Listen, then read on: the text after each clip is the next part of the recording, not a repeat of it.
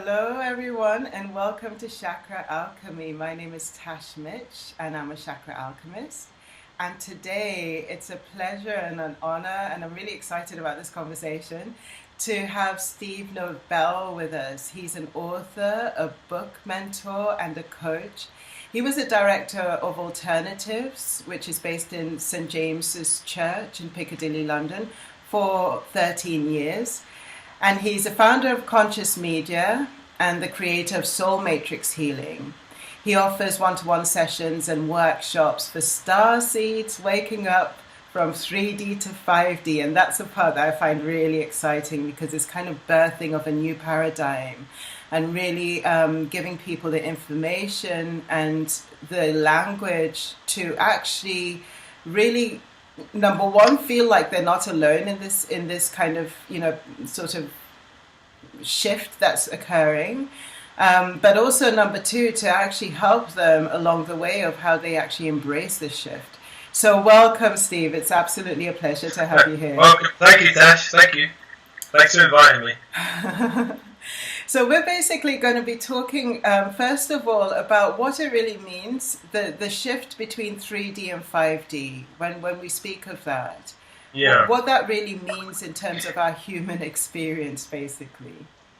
Well, I was born in the 50s, late 50s, and 3D reality was kind of all-embracing at that time. You know, we had, what did we have? The Second World War finished a decade before, 12 years before. You'd had the Cold War started. You've had nuclear weapons building up. You have superpowers vying with each other on the planet. We had, the whole economic system we're in, which is capitalist at the moment, versus communist. And really, any system in 3D, no matter how amazing, is going to be limited by the consciousness of people running it. So, like Karl Marx, I thought was actually quite a kind of an interesting guy, but of course it was grabbed and turned into a Soviet, Union type of thing, which was not so great. I mean, Stalin versus Marx would be very different consciousnesses if you see. Marx concerned with the working people, and Stalin just concerned with like securing Russia its borders and sacrificing lots of people. So we had, in my life, I was growing up with the threat of nuclear war, with a system of education, which I found I did like actually education, but I struggled also with the kind of system aspect of it, pushing you out like a little cog, out into the world, and then you have to fit into some corporate something. And of course, that's still going on now, right? Yeah. The corporate mentality.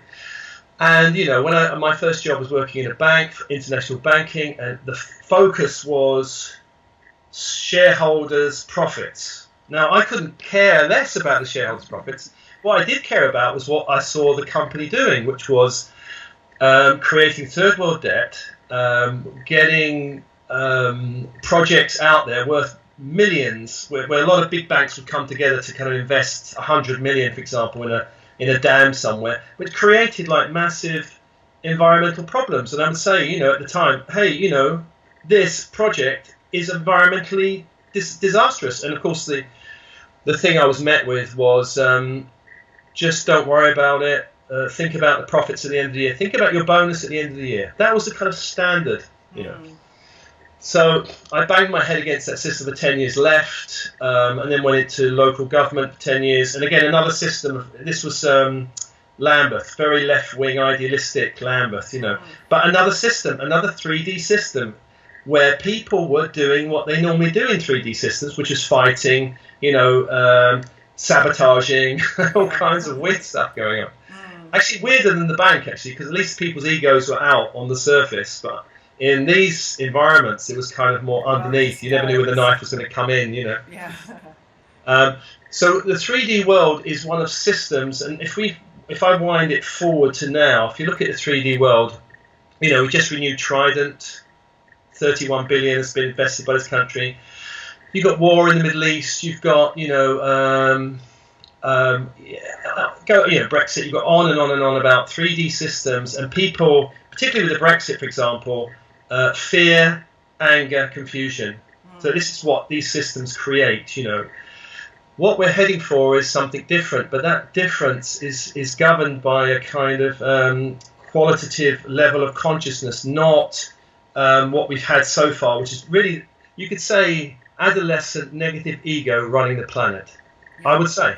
Yeah. If you look around and if you look at what's going on, from pollution to war to corporate control to all of that, it's all negative ego out of control. How can I get more, grab more, have more? And it doesn't matter if the planet's kind of destroyed or human communities are affected badly, as long as, we make money. Yeah. As long as we're all right. We don't care about them over there so much. That's the 3D mentality. It's kind of combative.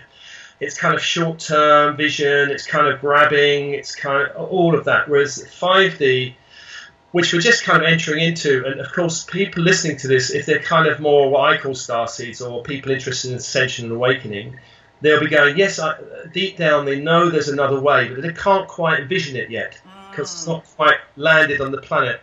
But there are a lot of people pushing for new ways of being, new ways of living, new ways of of working together, or new ways of relating. And it's kind of a grassroots revolution because higher up in the pyramid, up in the White House and in House of Commons, it hasn't quite reached a lot of them yet. I don't think Theresa May has heard about much of this kind of stuff yet. But in the grassroots, lots of people are feeling it, and people like Jeremy Corbyn, I do feel, is responding to the kind of push of the people for greater social justice, which is a very much more 5D thing, where people, it's not about the 1% or have you heard about this kind of 1% thing driving the planet? Yeah. It's not even the 1%, it's the 0.0001% who own trillions of dollars or all kinds of forms of wealth, directing all these 3D systems. And this is what's changing. The other thing about 3D to 5D is in all the prophecies that we've had from, I don't know if you're Christian or been a Christian past, but Revelations to Hopi Indians to Mayan calendar to Egyptian prophecies, all over the place, is saying that the transition we're going through now is incredibly difficult.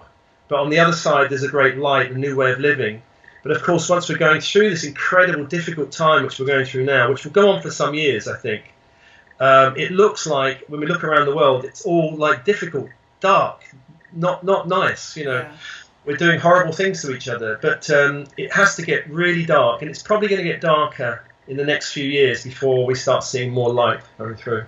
Well, it's interesting because I've sort of been coming across a paradigm that was saying at one point, obviously, when people heard about the Mayan calendar and the prophecies, etc., we're expecting some sort of planet to blow up or something like that.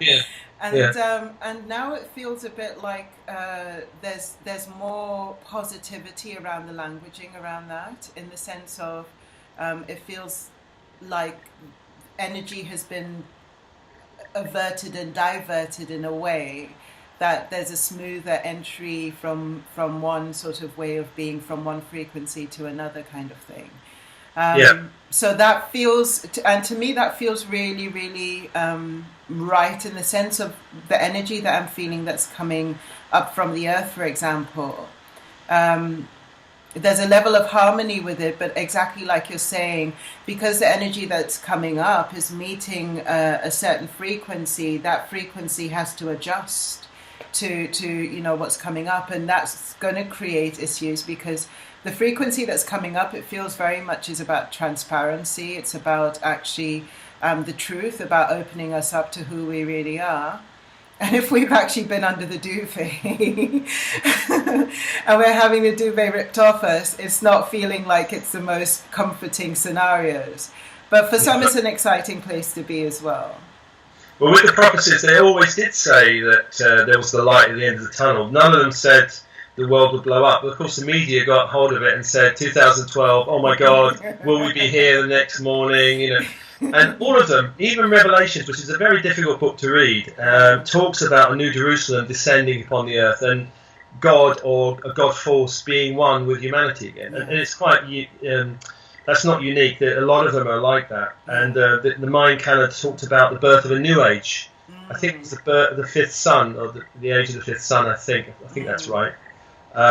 But what you're talking about is energy coming up, and a lot of people who've been working with meditation and with energy and with ascension processes are aware that the kind of Earth is shifting, and that the energy grid in the Earth has gone through dramatic shifts in the last definitely 5 years. And I mean, even light workers. I mean, I used to teach manifesting workshops, and then in 2009 to 10, it kind of started to stop working the same way, and I was going, "What's going on?" And it took me a few years to work out, actually, the crystal grid in the Earth has shifted, and I hadn't shifted with it. And I have to kind of reconnect. Recalibrate. Why is it shifting? What's going on? I don't know.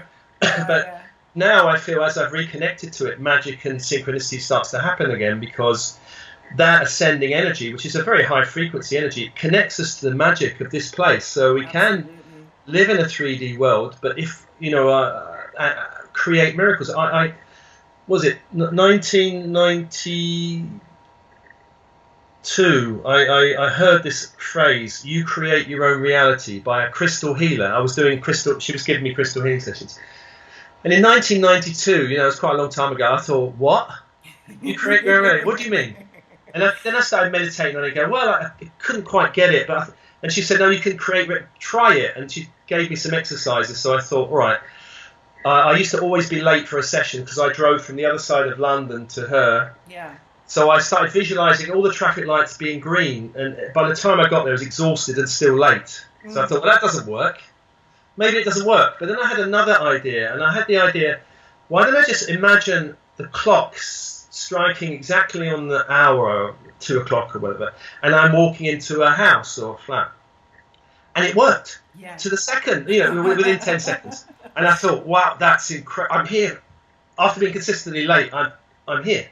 So then I tried it for the following 6 weeks, and it worked every time within about 30 seconds. Yeah. Wow. And that really blew me away, thinking, well, how's that possible? And then and then she said, try car parking spaces. And I was like, car parking spaces? They're really difficult to get hold of. So then, then I started expanding it out, thinking, well, how's it possible we create reality? And so it's this energy connection where we're not just living in a 3D world is really cause and effect. If I have a really great CV, I might get a good job. Or if I, all this kind of, it's like billiard balls. If I hit it that way, it will go in the hole that way. Whereas 5D is not like that. It's like, well, if you have a kind of energy around the billiard ball table and you beam it with love, you hit it and it might seem to be going in the wrong direction, but then suddenly it goes in the right one. And I'm like, well, that bent my whole logical mind. But I've been working it for many years since, and the crystal grid, I'm realizing in the last few years, is key. This ascending energy is key to connect with. Anybody, like, the work you do with chakras, and anybody interested in opening their energy bodies, we have part of the formula is the ascending crystal grid in the Earth. It's very important. Yes, and I feel it. I really feel it. So, like I say, this is really exciting. So what I would really love to do is just to go through the chakras, and just have a chat about, what 5D really means when we go through the chakras, because it's feeling, when you're speaking, especially when you use a billboard table, it's feeling a bit like we're moving from a place where we were really fixed in terms of the way we saw things to the way that we're really open to probability. And being open to probability means that anything can happen. In time and space, anything can happen. And once we open our mind and perception to that, then we open ourselves to our own level of creativity, which then starts to create reality in a completely different way. Yeah.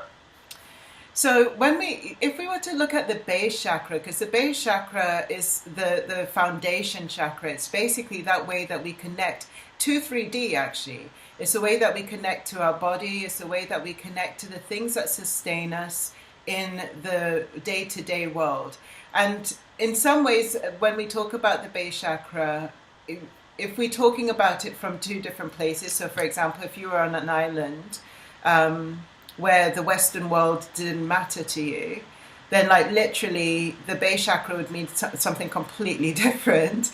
But if you're actually immersed in the Western world and you're having to pay bills and you're having to make money and you're having to sustain yourself in that kind of Western environment, then 3D actually has a certain kind of meaning to you there as well. And a lot of times people end up having their attention really distracted by the base chakra, because unless our foundations are, solid enough, we always keep dropping back down to the base of like, okay, this has gone wrong, right? And there's a lot of troubleshooting that goes on with the base.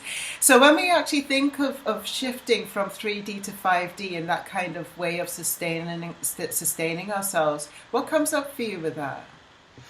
Well, so in the shift from 3D to 5D, I must just say that there's two poles of the energy. One is the kind of ascending crystal grid, and the other is this descending force coming down, which is this kind of high frequency. The planet's being bombarded at the moment by high frequency gamma rays and energy through the stargate of our own solar system sun, our own local sun, from beyond there, and which is causing kind of a lot of energy on the planet, and a lot of systems are wobbling because of it. So a lot of 3D structures, which of course our base chakra is connected to, like money, like in 2008 it went, whoa, money, whoa.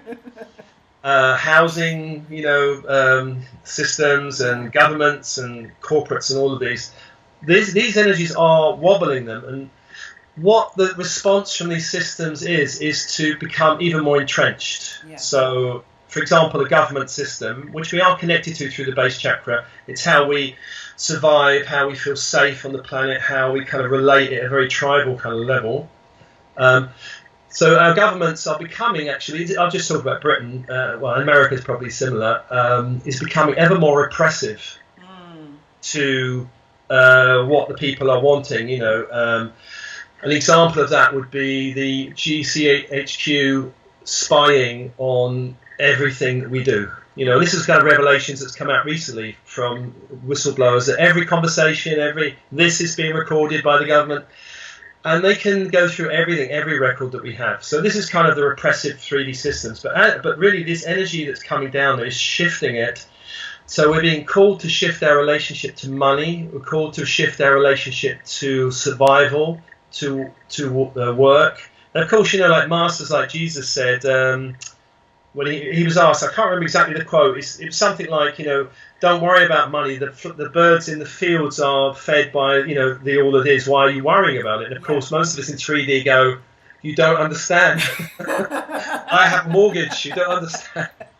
And maybe spiritual masters don't understand, but in a way they do. That there's a level of consciousness which is in the shift from 3D to 5D that I've gone through, and it's not an easy one, is going, One way it might manifest for some people is to go from an employee mentality to self-employed, for example. That's one way it might manifest. And not all self-employed people, of course, 5D people, but it's taking more responsibility for the money systems around you, for your own work. And I think a lot of people into this ascension will eventually are being certainly attracted by self-employment. It doesn't mean they all will be, because some people can work in systems and work to uplift the energy. So some people's path is that, of course. So we're being called to shift our relationship to money, and money is an energy. It's not just, literally it's energy in computer systems now, isn't it? It's like 90% energy. Exactly.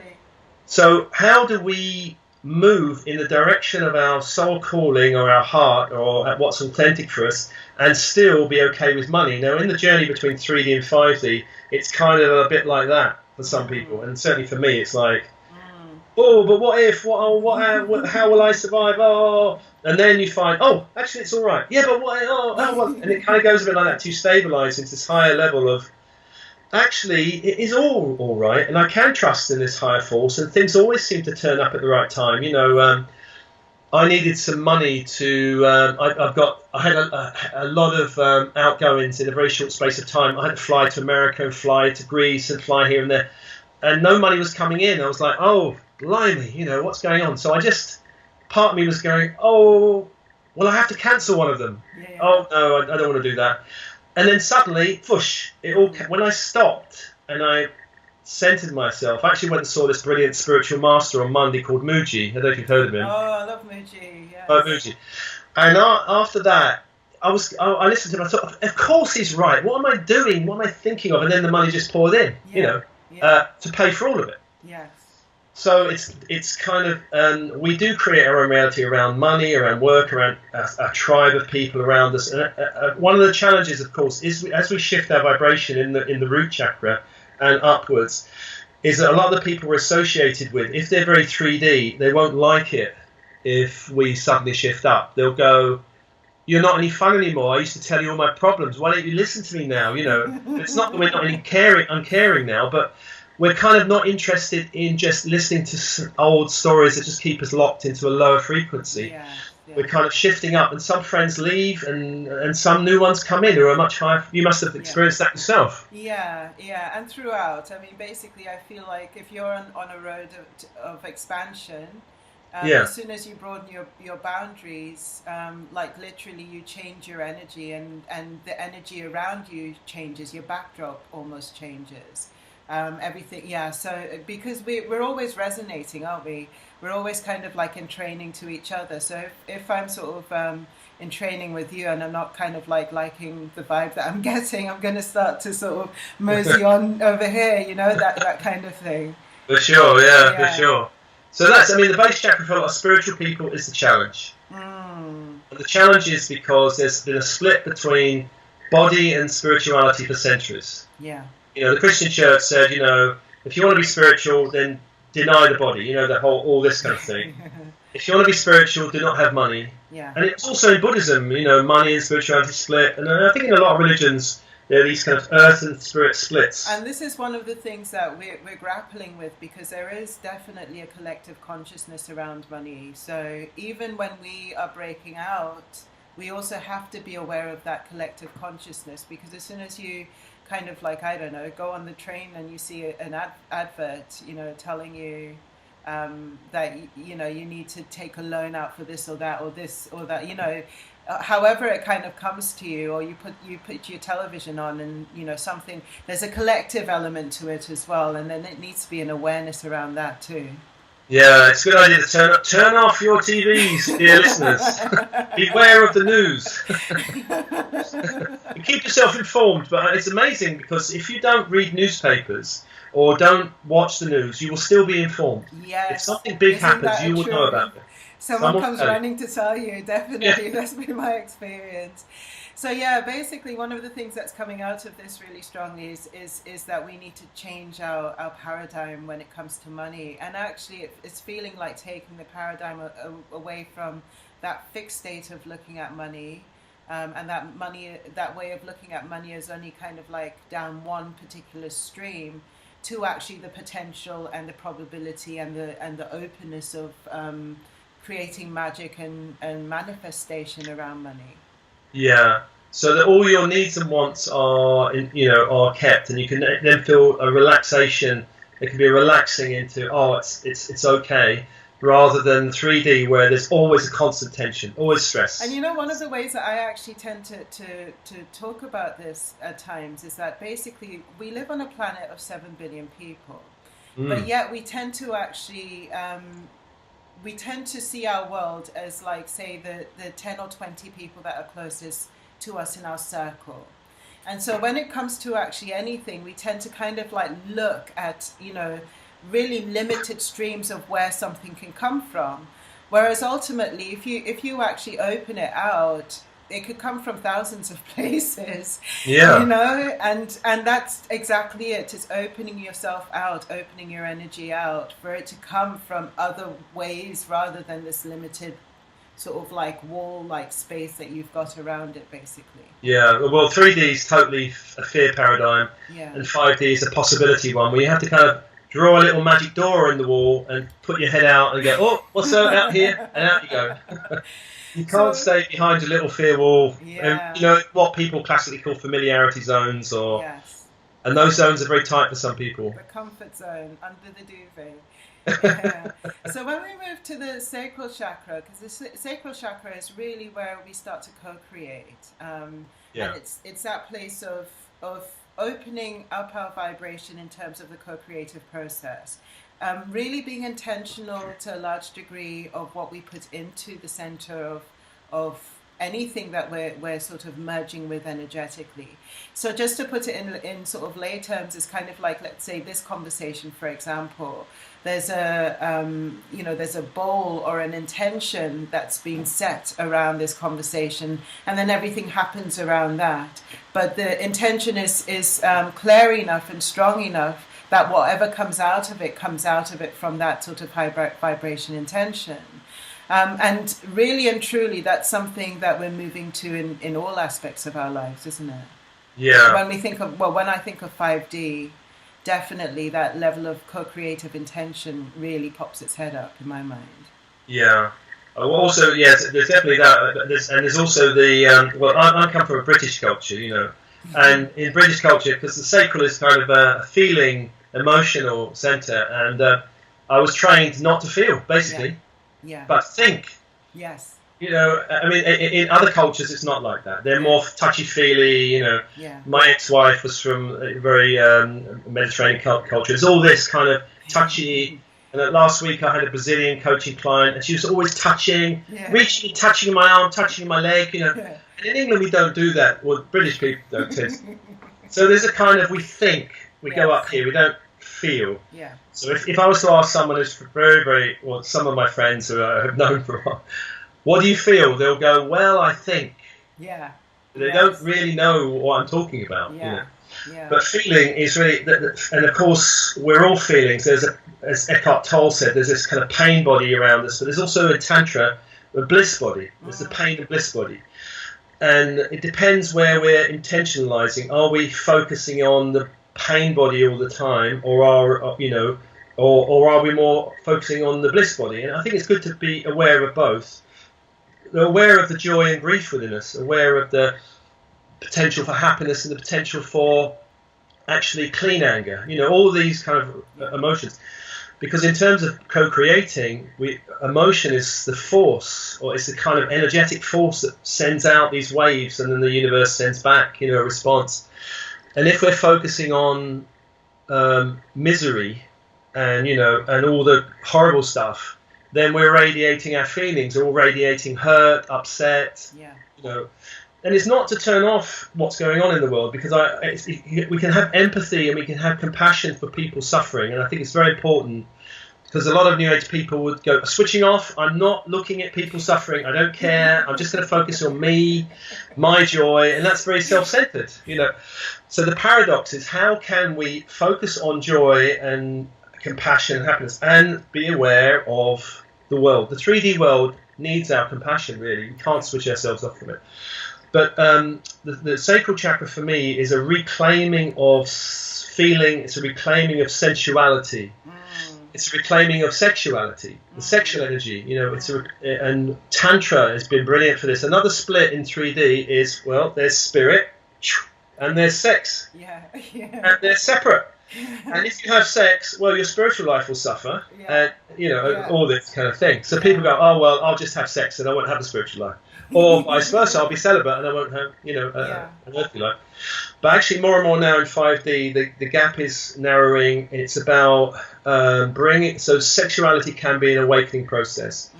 That if you're with someone with a high frequency and you're connected also to these energies, the energy between you will be co-creative in an incredible way. Yeah.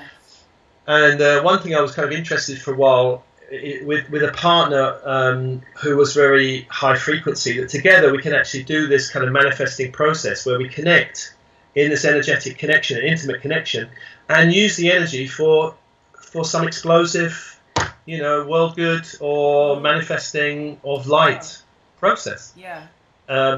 But sexuality has been kind of hijacked by you could say, the dark side of the force. So we have to be careful our intentions are clear on that one, using that.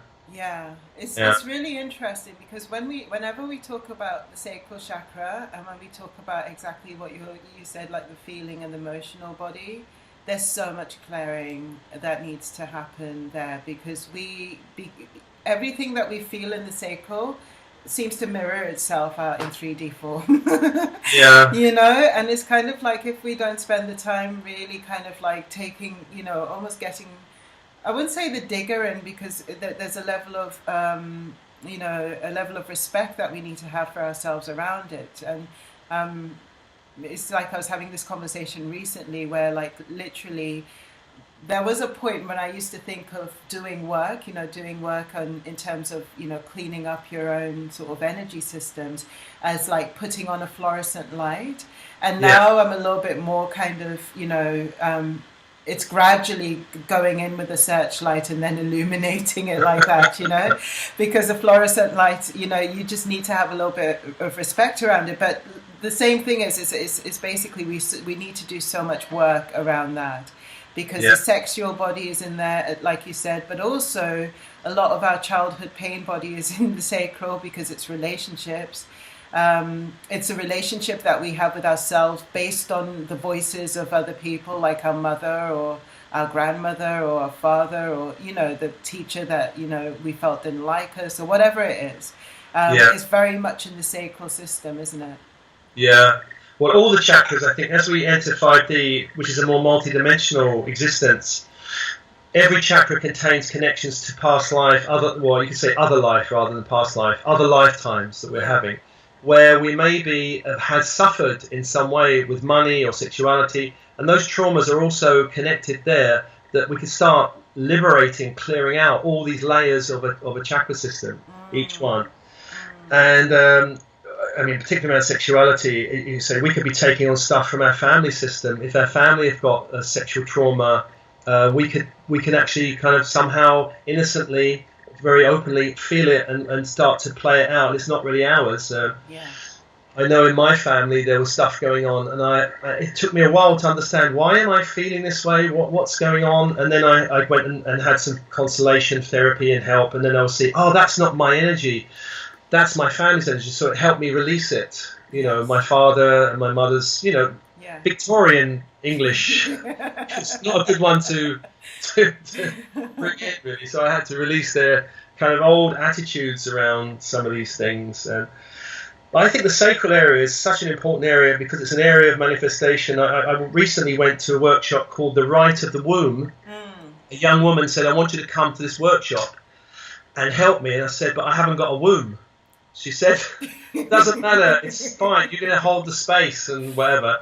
I went there, there was a load of other men as well, but it was a very powerful... Really? Were there loads of men in there? There was men, and the men went through it as well. Wow, and we were like, we had a different process than the women, but it was more like our Hara center. It was really like vibrating, all kinds of stuff coming out. And she said to me, well, we've all come from the womb, and we're all clearing out this energy as well. So. Wow, that sounds fascinating. Yeah. So, that's basically one of the things that I would definitely say is part of this work of shifting the frequency is doing the work, because the sacral energy is, as you say, that center of manifestation as well as the center of all these ways of interacting with the world, and a lot of clearing sometimes is necessary in that area.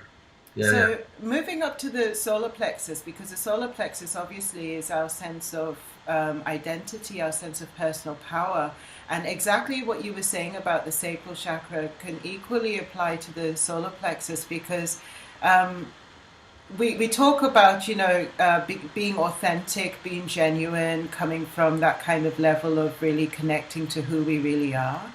But ultimately, there are times when we have no idea who we really are if we haven't done the work in the sacral, because we're taking on the voices of so many other people and calling them our own.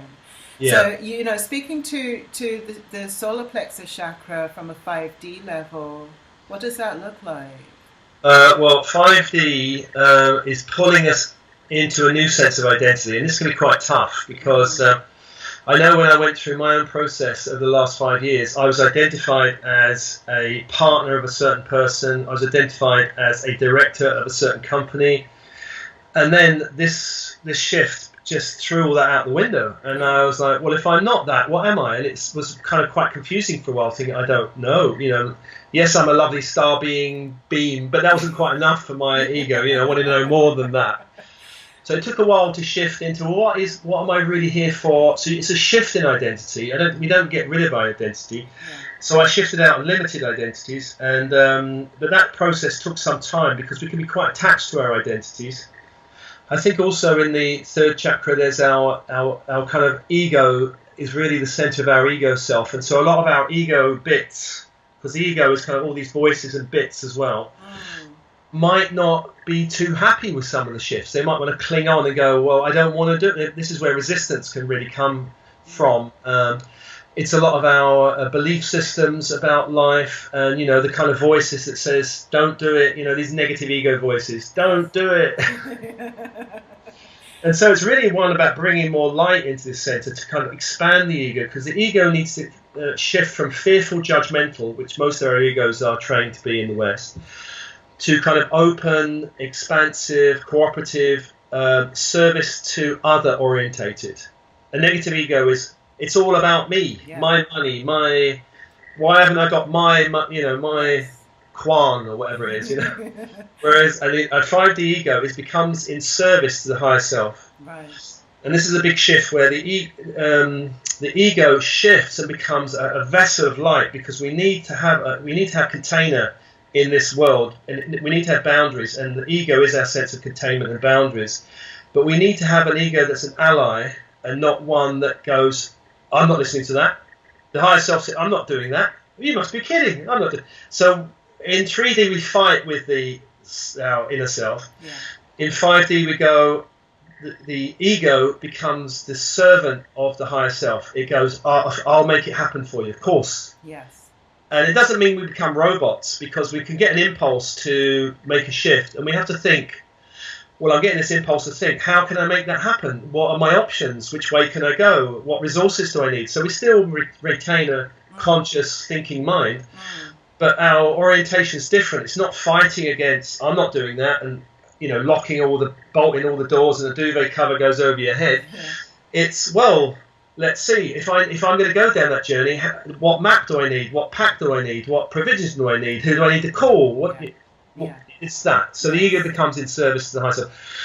Now that sounds like, that sounds all right, but the process can be quite tough, because for some people they go through what's been called the kind of battle of the lower and upper mind, where the lower mind and the lower mind doesn't trust the upper mind yet. It goes, how do I know that you have any idea what life is like me? So once the ego kind of softens and relaxes, and we kind of get, it's okay, I trust more. It's about kind of expanding our trust, expanding our experiences. So as we create the parking space, as we create the interesting thing, the ego can kind of go, okay, that's interesting. I'm not going to die. I'm not going to die. Well, maybe there is something into this kind of upper, impulses. Maybe I'll soften and trust it. Yeah. So it's at a higher level, once the ego does really soften, it's really that Joseph Campbell thing, follow your bliss. And the ego will go, okay, I'll do it. And I'll find a way of making it happen. It's about taking the next step. It learns courage. The solar plexus is the warrior chakra. It's the one where the warrior is told, step forward, and he goes, okay, I'm going, rather than, what? I'm not doing that. So the warrior has courage. The warrior, in line with the kind of gut feeling of kind of feelings, it's that in Star Wars where the Obi-Wan says to Luke, trust your feelings, young Luke. It's really when we start to trust our feelings, we can start to have more courage, because we know that our intuition's more in line, and we can step forward with more faith. Yes. I think faith is a good quality for the solar plexus as well. That Martin Luther King, you don't need to know the whole staircase to take the next step. Yeah. That's faith, and that's the solar plexus once it's aligned to the higher self. That's one of the things that I found with the solar plexus, because the ego is here to protect us. It's here to make sure that we get fed, that we don't end up sort of like putting our foot in the wrong place and all of that kind of stuff. But obviously, if we have really tight boundaries, then the ego ensures that we go absolutely nowhere. So basically, it's actually getting to that point where we allow the ego to release, but the ego will only release on if it feels safe. And for me, actually connecting to the divine energies, connecting to the divine in the earth and the divine universal, has really allowed the ego to soften for me. And doing that in meditation, for example, has allowed the ego to soften and actually surrender in a way like this is way too big. I have no idea what to do with that. So like, I'm just going to let you get on with this, and I'll do what you tell me. Do you know what I mean? Exactly like you say, that surrender. But we have to be in that place where we're opening ourselves up to that, opening ourselves for the divinity to make itself known to us. And that takes a level of stillness, it takes a level of silence, and it takes a level of invitation as well, doesn't it? It does. And I think particularly anyone listening to this who's especially left-brained, they might find what we're talking about difficult. And for a very left-brained person, the way to connect with all of what we've talked about is to connect to the body, to connect to the emotions, and then from there to connect to these energies, to connect more to the right brain self. This is more imaginative feeling, you know. So, and there are ways of developing. And I know we are trained to be very left-brained, but we don't lose our right imagination, all these abilities. So they're still there. We just need to activate them, you know. Yes. So if you're very left-brained, go out and play, jump in the sand, jump in the sea, play with your kids, laugh, have fun, relax. And these are great ways to start opening up to this kind of more warrior energy, because the left brain is going to be, you know, risk assessment. And they won't do anything. You know, well, there's a risk. I'm not going to do it. Life is a risk, for goodness sake. Get out there. Exactly. I love that. So if we move the energy up to the heart, because the heart center for me is very much that energy of giving and receiving. And even if we were just to stop at that alone, in the heart, there's so much to discuss there, because the giving element is that level of giving from that place of abundance where we don't sort of like watch what we're giving with a hawk's eye. And also the receiving element is actually being able to receive so graciously that there's a level of sacred appreciation for what's being received. And the one thing that I find, and it's been a block for myself as well, you know, that kind of level of someone says something beautiful to you, and it's almost like you bat it away and brush it off, like, you know, I can't possibly listen to that. I'm so not that person you're describing. Whereas ultimately, sometimes just to breathe and receive and to allow the feeling body to actually tap into what's been given here. Likewise, someone gives you a present, for example, and it's a sense of, no, I can't possibly take that from you. You know, it's allowing the spirit to open out, to receive. And so, I'd love for you to speak with regards to 5D on that level. Yeah, well, as we shift up, what we're shifting into is higher frequencies of love. And you can see this can be quite strong for some people, because it means all the boundaries around our social interactions start shifting as we start trusting and opening more to seeing the good in people, you know, because if our negative ego is very active, we can start looking for the flaws, looking for the problem. But if we start looking for the light in people, start looking for the higher self, then we can start expanding, and other people will react to us in a very different way. So the heart starts opening up to 5D love frequencies, which can be we all have, I think, these invisible glass ceilings around things like love, things like abundance, things like, you know, am I worthy, all this kind of stuff. So in the heart, our self-love, our ability to love others, it starts to expand, and it can shake up also our sense of identity as well, going back down. It's like, I've known people to have like explosions of this love frequency, and they just become like totally transformed. That worries people around them quite a bit. Right. You know? Yeah. I don't recognize you anymore. I remember my second wife had this explosion in the heart, really. She did a personal development seminar, and I remember picking her up from, I said, I'll meet you at the bus stop. And I was on the other side of the road watching. She got off the bus, and I was just kind of curious about what was happening. And she went over to this homeless person in the street, I think it was a woman actually, who was basically had been shouting at people and telling them to F off. And she went up to them and gave her a hug. And I was like, part of me did worry. I thought my 3D self going, oh my God. But she was in this kind of love space and just chatting people in the cafes and, you know, and of course that energy is very attractive. And so she would be attracting people and wanting to come over and find out what's going on, what's happening with her. And, you know, and it wasn't that I was closed in the heart, but, you know, I just wanted to have a cup of tea, and this energy was kind of even bothering me, you know. Can we just tone it down a little bit, you know, with loving people. But I think the heart is where our sense of intimacy, and intimacy along with the sacral chakra. How can we be intimate with someone? I mean, if there's a sexual connection, there'll also be a sacral connection. But if it's friendship, how, you know, and I've met people that they just blow me away with their energy. They're so open and so loving that I'm transformed in their presence. And I think Muji, the guy, the master I mentioned, his energy from his heart is so strong that I was feeling him. I was really curious, sitting there, feeling his energy, and it was incredibly strong. And other beings like Amma, the avatar, who comes from India, incredibly strong heart energy. The whole room is thousands of people transformed in this energy. So in 5D, one really awakened person has the ability to transform a lot of people around them. And it's, I mean, it sounds like it's just kind of theory until it happens. When it happens, you start going, oh, okay, your relationships start shifting.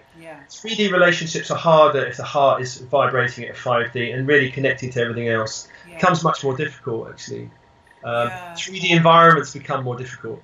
Yes, yeah. I would love to talk about how to get the heart open in that way. And when I say get the heart open, I feel that it's an opening.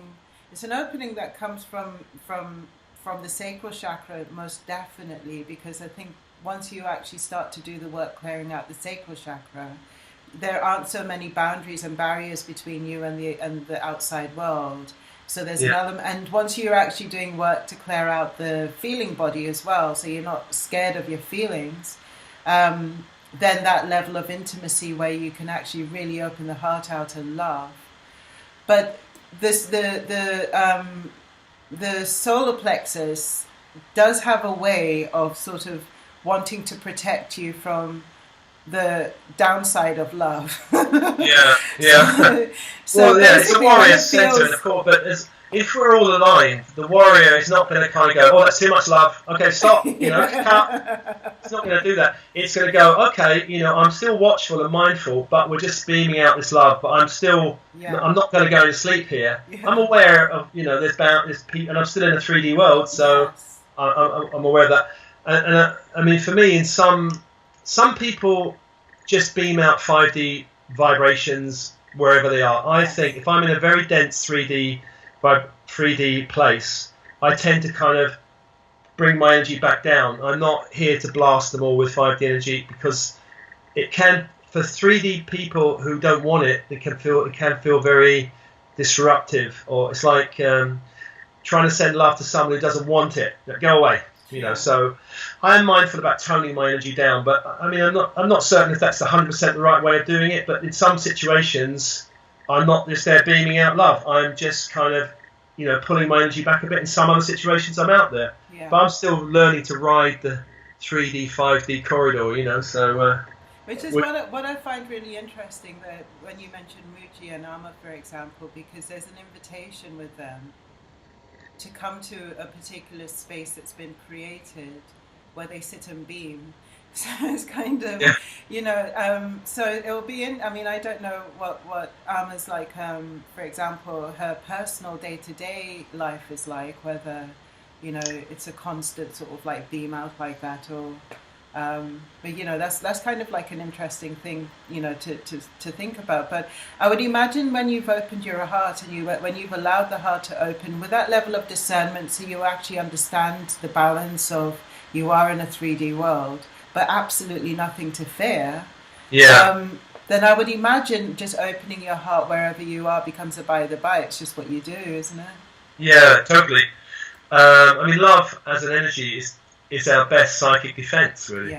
I think, you know, if you're beaming out love, it's very hard for anything to get in there. And maintaining that, and allowing our ego to come up to that level of high frequency love is the journey, really, because part of us might be going, I just want to hang out and have a beer, you know, I don't want to be doing this all the time. And so we have to kind of integrate, and it's constantly integrating all these bits of us that maybe, you know, one part might be happy with this and another part might not be. So we've got to kind of embrace all of it so that we're not resisting our moving forward. So we're in integrity when we are beaming out love. We're not kind of loving and part of us is going, oh. Yeah, absolutely. Absolutely. So when we move up to the throat chakra, because the throat chakra for me is such a huge one in the sense of we've got the words that we speak with the throat, but we also got frequency and vibration that comes through the throat. Yeah. And that can come through the heart, through the throat. It can come through all the chakras, actually. And that's always an interesting thing to play around with. It's like when you actually combine the base chakra, for example, and that grounding level to the heart chakra and that love level and, you know, the intuition, which is your inspiration. And you have that all kind of like coming through the vocal cords with a consciousness involved with it. I mean, it's just pure alchemy, right? So, yeah, I think the center is the center for the magician, really. It's the Hermes Merlin within us. It's the kind of manifesting at a much higher level.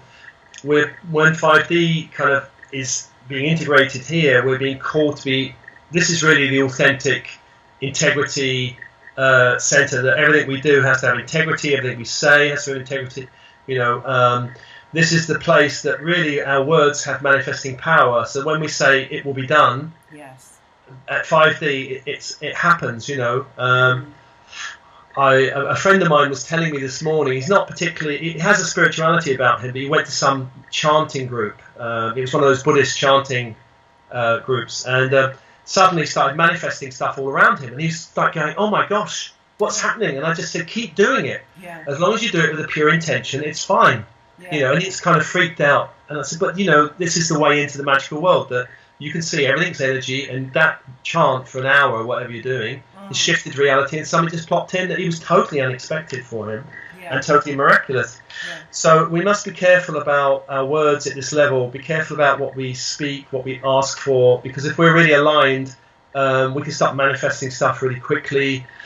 And of course we can bring on soul lessons very quickly at this level. We can kind of say to the universe, okay, I'm ready, bring it on, and the universe goes, okay, here it is, and we go, oh, it's too much. So be careful what you ask for, because some 5 years ago I did this very big spiritual process, and there was an intention I set, and I set the intention for clearing anything in my everything in my spiritual path, everything. And the next 3 months was such a ride of like, oh my God, facing it at supersonic speed. So we must be careful, really, of what we call. This center, I also think, is the center where it gets activated, where we're called to step on our soul mission. Our life's work is really here, I think. So this can affect our work on the planet. Our expression in terms of our work is called to shift up to another level. So if we're working in some 3D horrible corporation and we're shifting up into 5D, the tension between the two will become quite intolerable. Yeah, it'll be intolerable. Yeah, and that's something that, you know, I've heard a lot of people talk about in terms of making that shift, where it starts off where it's just uncomfortable. And then it becomes like, I can't stay here a moment longer. Yeah. I'm resigning. Yeah, exactly. And it's just understanding as well that there's nothing to fear with all of that, because once you are moving up to that frequency, there's a level where you're taken care of. And it might not, exactly like you were saying previously, it might not look like that to the ego, because the ego wants like straightforward, grooved answers. Whereas when you're opening yourself up to potential and probability, the answers aren't so grooved. It can come from a multitude of different places. Yeah. So it's just opening to know that you're taken care of, because that shifting of energy, that's where it becomes really disconcerting. It's taking away all the things that sometimes felt really secure and comfortable, and bringing in the things that actually feel more in alignment with who you truly are.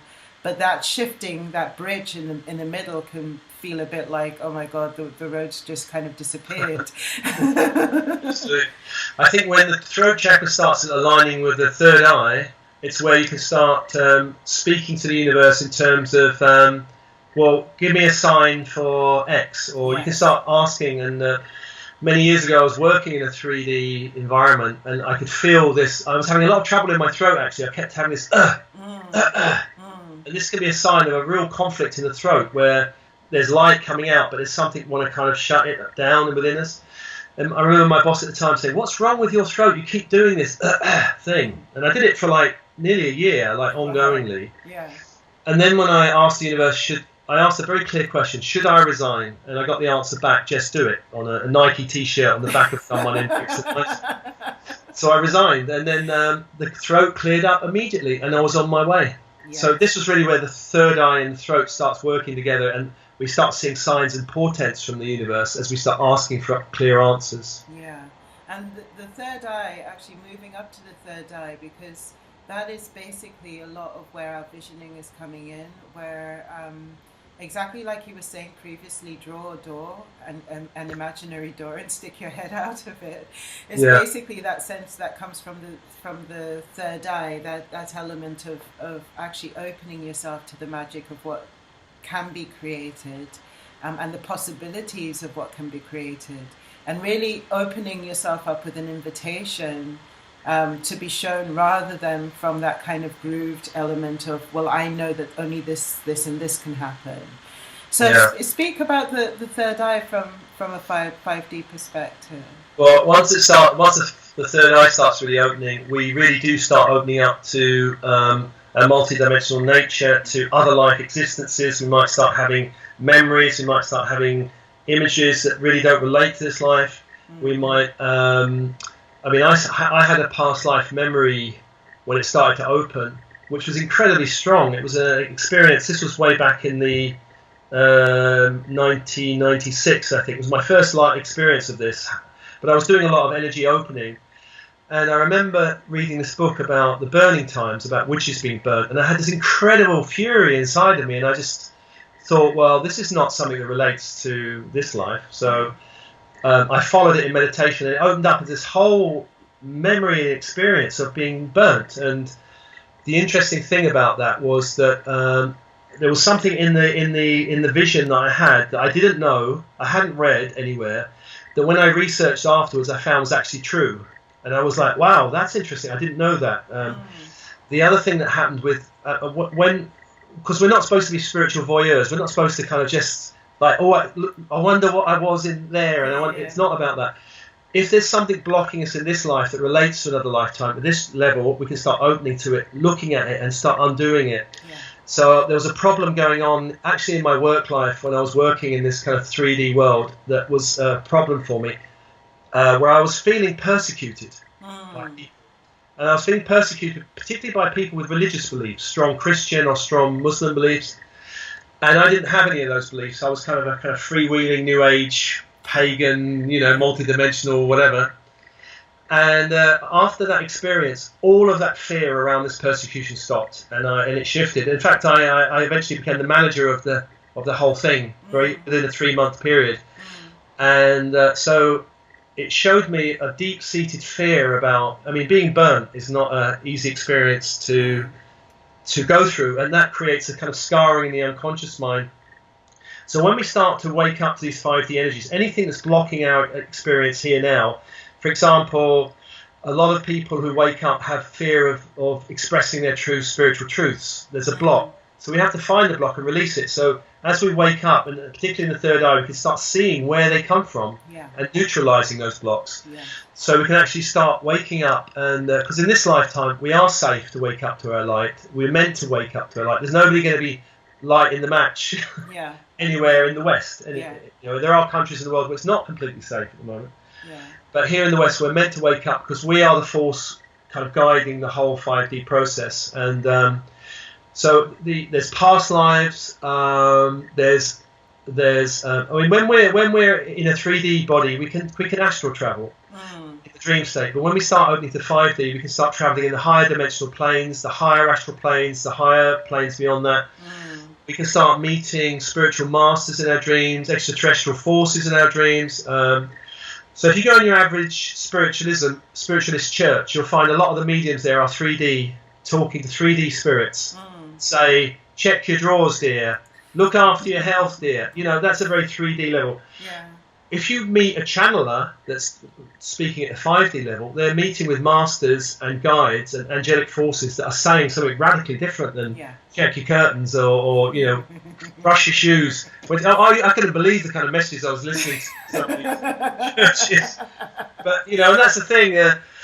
If you're, particularly with channeling, all good channelers have got the throat and the third eye really open as much, and all these other ones as well. That it's really, you can see with channeling what level are they channeling at, and are they really integrated at 5D, or are they still bringing some 3D stuff through? Some people are, so you have to be aware of particularly how you feel about channeling and what's the impact on you, and how loving and opening is the message, rather than be careful of. One channeler years ago said the UFOs are going to land in Egypt. Move there immediately to welcome them. And they're like, right, I'm not going to do that. I didn't feel that was right. And it wasn't right. They didn't come, as far as I know. Oh, funny. The thing that comes in for the third eye as well is ancestral stuff, because one of the things, when you were talking about the blockages that we can sometimes experience, and it's true we can experience our own past life blockages, but there was a period, for example, in my life where I put absolutely no credence whatsoever in Ancestry, because I had that kind of like real, I would want to say ego that was like, right, we forge our own way, whatever happened in the past doesn't matter. And as I started going through this journey, I started seeing that our ancestry is really, really important, because it's kind of like there's a thread that comes through that feeds into us in this lifetime, and sometimes there's kind of like a lot that's passing through you in that thread that's coming through really subconsciously.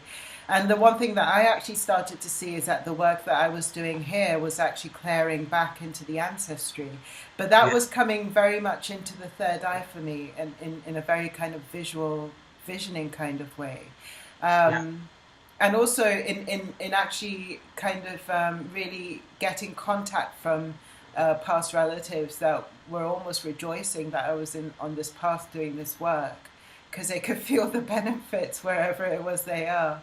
And that's one of the things with the 5D existence, is it's the time-space element starts to differ in the sense of things aren't happening in a very linear way anymore.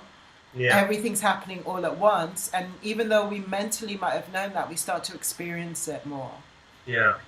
Well, I feel that the third eye really opens us up. What I feel is four channels really, and one of them you mentioned, which is the kind of ancestry, which really opens us up to that. It opens us up to the whole of the stuff that's gone on in this lifetime, including the womb. Stuff from childhood. We can start have memories, and we can start looking at stuff in a different way, and clearing stuff in a different way. Other life experiences, which is our multidimensional nature, and also our soul family, which is the beings who we're intimately connected to through a soul level. We can start feeling them and connecting to them, and also it's possible also to do clearings of helping all our soul family. People, soul family, I mean not somebody you like or have a romantic relationship with, but someone who feels you have an intensity of energy with. There's a kind of, you feel an attraction, but it's kind of energetic or multidimensional. We can start meeting these people, and one of my rules of thumb now is don't always date someone you've had past lives with, just because you had a good marriage. Because you meet people that you go, I met people go, I just feel I know you, and all this kind of thing. Don't dive in relationships with them, resist, because you have that affinity doesn't mean that you're meant to go into that kind of thing. There's a lot of stuff around soulmates and twin flames and all this kind of thing, which can start activating when the third eye is open.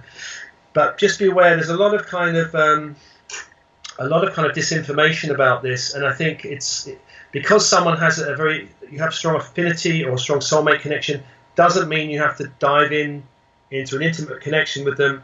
I think it's always to be cautious and always kind of take your time before doing that kind of stuff, because when your third eye starts opening, you start to see and meet people you've had all kinds of connections with. Most of the people I know now in my reality, I've had connections with in other places. And it's kind of, but we're here now. We're one young woman who come to my workshop. She's about 26, And she came up to me and sat right in close to me, looked in my eyes and said, "I know you. We have known each other before." And I was like, whoa. And we've met each other for tea, and yes, I checked, there is a connection there, but that is then. And it sounded like it, or felt like it was a very good one. Yeah. But in this life, we're very different paths, and it could get very complicated if we jump in with every soulmate that we meet. Well, the thing is that the one thing that I'm starting to realize is that the more you open yourself up to people, the more you realize that you're an infinite being. I mean, basically, there's a lot of connections that you have, and you start to understand that your soul family is vast, you know. The relations get much more joyful at 5D, and much more interesting, you know. I think before, when I was really at 3D, I really, if someone says, "Oh, how are you doing? How's your life? How's your relationship?" I'd be like, "Come see, come Sarah." All right. But now, let me tell you, how long have you got? Okay, you got that. Okay, sit down. You know. So that's get more interesting, for sure. Yeah, definitely. And finally, coming up to the crown chakra, which is obviously our connection to our divinity, our connection to universe, and exactly that connection to the universal levels and the layers of the universe, basically, and actually really tapping into the information coming through. But also, you mentioned about the frequency that's actually what I call the divine and universal form coming through the chakra down to the earth. Just speak a little bit about that in terms of 5D. What's happening in 5D is the process of awakening is a series of downloads into this chakra, and then down. Yes. And these downloads are of light, of energy, of information, of impulses, of your higher self speaking with you. And when you get it, it's almost like, if it's a strong one, it could be like, whoa, what's that? And it could take a while to go, whoa, before maybe a week before you've got any sense of what it's about. So it takes time to integrate in the body. So with these downloads of light, it's good to bring it down, it's good to be grounded, it's good to go out in nature, walk, to let the energy come down and into every cell of the body. The higher self speaks in a kind of light language, in kind of energy. You might get a kind of sense of imagery. It speaks very fast. So if you get this kind of download, almost like a computer program, you've got to kind of then let me unpack that, you know, because the higher self's going, and you're going, okay, I'll try and understand that. And if you get really strong downloads, it can actually create headaches and this kind of ascension symptoms of. So really grounding and integrating is very important. Opening the two circuits, the top and the bottom, so the energy flows all the way through you into the earth, that you're really aligned to the crystal grid. As this kind of downloads, it can start opening up all of the chakras and kind of... you might have a soul impulse to change your life, change direction, and you're trying to make sense. Yeah, but my life's okay. Well, I'm here, and I've had that where I'm here. It seems fine. I'm getting an impulse to go over there, and it doesn't. And I'm kind of going, "Well, do I have to?" And then you kind of integrate it, and then okay, yeah, I'm with you. I'm off. So it's about integrating downloads, and so in another sense, it's almost like not ascension, but descension. It's descension of light into the body. It's not that we're lifting out the body, but more light's coming into the body, and it's the more frequency we can hold. And if you get a strong download, I've had my hand shake for a while. Oh my God, what was that? There are ways of increasing your nervous system's ability to hold more light. There's meditations, or you can even ask your guides, please help me increase my nervous system's ability to hold more light, because otherwise you could find yourself a bit fried and a bit like, I want to lay down and have a cup of tea, and I'm a bit burnt out. And I mean, there are people who help with this, so it's good to have a word with your higher self. Just say, it's a bit much. Can you just kind of stagger it down a bit more so I can actually integrate it a bit more? You can speak to your guides and higher self and tell them, because they don't always know that it's too much for you. You have to say, hey, hello, it's too much. Can you? And they will turn it down, and they will turn it down. And the crown chakra, if you're doing a lot of spiritual, I found if I do a lot of spiritual practice and my crown chakra starts exploding open, I start to feel a bit ungrounded, a bit like, whoa, then close it. Try and ask to close it a bit. So this one particularly can be quite ungrounding if you're doing loads of spiritual practice. And in very extreme cases, I have known 2 friends to go psychotic. Not people should get worried, but they were doing lots of spiritual practice, but really there was a lot of light coming in here, but there was so much constriction here around sexuality, around problematic relationships, about them not speaking their truth, that when it comes down here, it becomes this bottleneck, and it created a real distortion in their reality for a little while. So if anybody is, I mean, it's not that it's something to worry about, because basically when I met them, all I just did was ground, and then they're fine. Yeah. It's, and, you know, most doctors I go. think that's basically more than anything else, because the grounding element is so important. It is so important, and also bringing that energy down, you know, right to the feet, really getting a sense of the feet. But also, while you were speaking, I was getting that sense to say that actually doing some kind of work where you have access to self-healing, and especially energetic self-healing, is really, really useful, because it allows you to soothe your own system in a way that you trust and you know. And it's just simply things like putting your hand on your heart, or putting your hands, you know, anywhere that you actually feel that level of constriction, and allowing that energy just to open things out, and you know, for areas to relax in.